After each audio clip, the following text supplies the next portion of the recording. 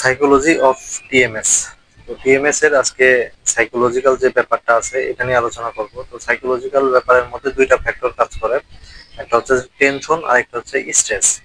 তো আমাদের মধ্যে যখন টেনশন বা স্ট্রেসটা কাজ করে ওই সময় হচ্ছে আমাদের শরীরের উপর একটা প্রভাব সৃষ্টি হয়। তো এই বিষয়টা আমরা যদি আরেকটু ক্লিয়ার করতে চাই যে আমাদের আহ, বর্তমান যে চিকিৎসা ব্যবস্থা আছে, বর্তমান চিকিৎসা ব্যবস্থা মনে করে যে যে কোনো ব্যথা হওয়া মানেই এটা আসলে মেইন কারণ হচ্ছে শারীরিক।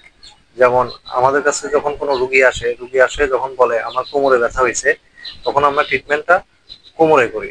বা অনেক সময় বলে যে আমার ঘাড়ে ব্যথা হয়েছে, ট্রিটমেন্ট আমরা ঘাড়ে করতেছি। বা তার ব্যথাটা পায়ের দিকে যাচ্ছে, তার ওই ট্রিটমেন্ট আমরা পাকে ফোকাস করে আমরা কাজ করতেছি। তো পেইনটা ধরন অনুযায়ী যেখানে ব্যথা হচ্ছে, শারীরিক জিনিসটাকে ফোকাস করে আমরা ট্রিটমেন্ট করে থাকি। এবং শারীরিক জিনিসটাকে ফোকাস করে ডাক্তাররা দেখা যাচ্ছে যে পেইন কিলার দিচ্ছে বা বিভিন্ন ধরনের এনএসআইডি দিচ্ছে, যে কোনো ওষুধ দিচ্ছে এবং রেস্টের কথা বলতেছে। কিন্তু এখানে আমাদের শরীরটা চালাই মূলত আমাদের ব্রেন। আমরা আমাদের ব্রেন দ্বারাই আমাদের শরীর পরিচালিত হয়। তো আসলে সমস্যার উৎসটা কিন্তু আমাদের ব্রেন থেকেই আসে, কিন্তু আমরা ট্রিটমেন্ট করতেছি শরীরে। তো যার ফলে দেখা যাচ্ছে যে আমাদের এই সমস্যাটা বারবার ব্যাক করে। অনেক সময় দেখা যাচ্ছে যে আহ, এই বছর সমস্যা হলো, আবার 6 মাস পরে বা 1 বছর পরে আবার ব্যথাটা তৈরি হলো। অনেকে দেখা যাচ্ছে যে ব্যথাটা নিয়েই সারা জীবন থাকতেছে। তো এইসব ক্ষেত্রে দেখা যাচ্ছে যে মেডিকেল যে চিকিৎসা বা ফিজিক্যাল যে থেরাপির চিকিৎসাগুলা, এই চিকিৎসাগুলা করলেও দেখা যাচ্ছে সমস্যাটা আবার ব্যাক করে। তো অনেক ক্ষেত্রে এগুলাতে আলটিমেট সমাধান পাওয়া যাচ্ছে না। তো আমাদের যে মানসিক যে ব্যাপারটা আছে এই জায়গাটাতে যদি আমরা সচেতন হতে পারি, তাহলে দেখা যাবে যে এই সমস্যাগুলো আমরা খুব সহজে সমাধান করতে পারবো।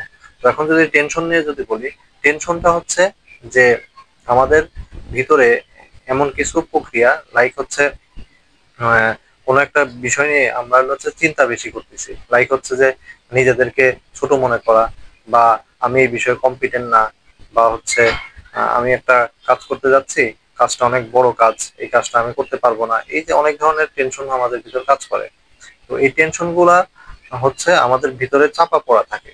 তো টেনশনের কারণে আমাদের রাগ হয়, আমাদের ভিতরে ক্ষোভ সৃষ্টি হয়, বা আমরা অনেক বেশি দুশ্চিন্তায় থাকি। এই ঘটনাগুলো ঘটে, কিন্তু এই দুশ্চিন্তা বা এই ভয় বা হচ্ছে নিজেদেরকে ছোট মনে করা, এই জিনিসটা আমাদের সমাজ আসলে মানে অ্যাপ্রিসিয়েট করতেছে না। আপনি যে কাউকে সহজে বলতে পারবেন না যে আমার ভিতরে অনেক রাগ, হ্যাঁ, বা আপনি যে কাউকে সহজে আপনি রাগটা দেখাইতে পারবেন না। তো এই সমাজ এই জিনিসগুলা আমাদেরকে গ্রহণ করে না বলে এই জিনিসগুলো আমরা বাইরে প্রকাশ করতে পারতেছি না। বাইরে আমরা যখন প্রকাশ করতে পারতেছি না, তখন দেখা যাচ্ছে যে এই জিনিসটা আমাদের মনের ভিতরে একটা চাপা পড়ে একটা লেয়ার তৈরি হচ্ছে। এই মনের ভিতর দীর্ঘদিন ধরে এই চাপা এই লেয়ারটা থাকার কারণে আমাদের ভিতরে এই টেনশনটা স্থায়ী হয়ে যায়, বা আমাদের এটা শরীরের উপরে প্রভাব সৃষ্টি করে। তো এই শরীরের উপর প্রভাব সৃষ্টি করার ফলে দেখা যাচ্ছে যে আমাদের শরীরে ব্যথা হচ্ছে বা বিভিন্ন ধরনের উপসর্গ তৈরি হচ্ছে। তো এই জিনিসটা আমাদের খেয়াল করতে হবে। দেন হচ্ছে যে স্ট্রেস, আমরা টেনশন এবং স্ট্রেসকে গুলাই ফেলি। তো স্ট্রেসটা দুই ধরনের হয়, একটা হচ্ছে যে অভ্যন্তরীণ স্ট্রেস, একটা হচ্ছে যে বাহ্যিক স্ট্রেস। তো বাহ্যিক স্ট্রেসটা হচ্ছে যে আহ, আপনার হলো হচ্ছে ইনভায়রনমেন্টাল যে স্ট্রেস, লাইক হচ্ছে আপনার শরীরে গরম লাগতেছে বা ঠান্ডা লাগতেছে, এটার কারণে আপনার ভিতরে চাপ সৃষ্টি হচ্ছে, এটা হলো বাহ্যিক স্ট্রেস। অথবা আপনার ফ্যামিলির চাপ, বা আপনি নতুন চাকরি শুরু করছেন, এটাতে একটা চাপ, বা আপনি বিয়ে করছেন, বা আপনার সন্তান হয়েছে, বা অর্থনৈতিক চাপ, এগুলোকে বলা হচ্ছে বাহ্যিক স্ট্রেস। আর অভ্যন্তরীণ স্ট্রেসটা হচ্ছে যে আমি ভিতরে ভিতরে নিজের ভিতরে অনেক ধরনের দুশ্চিন্তা করতেছি, বা আমি নিজেকে ছোট মনে করতেছি। এগুলো হচ্ছে যে অভ্যন্তরীণ স্ট্রেস। তো এই স্ট্রেস গুলোর কারণে আমাদের, এই স্ট্রেস গুলো যখন আমরা দীর্ঘদিন আমরা মেনটেন করি বা আমাদের ভিতরে দীর্ঘদিন থাকে, তখন দেখা যাচ্ছে যে আমাদের ভিতরে টেনশন তৈরি হয়।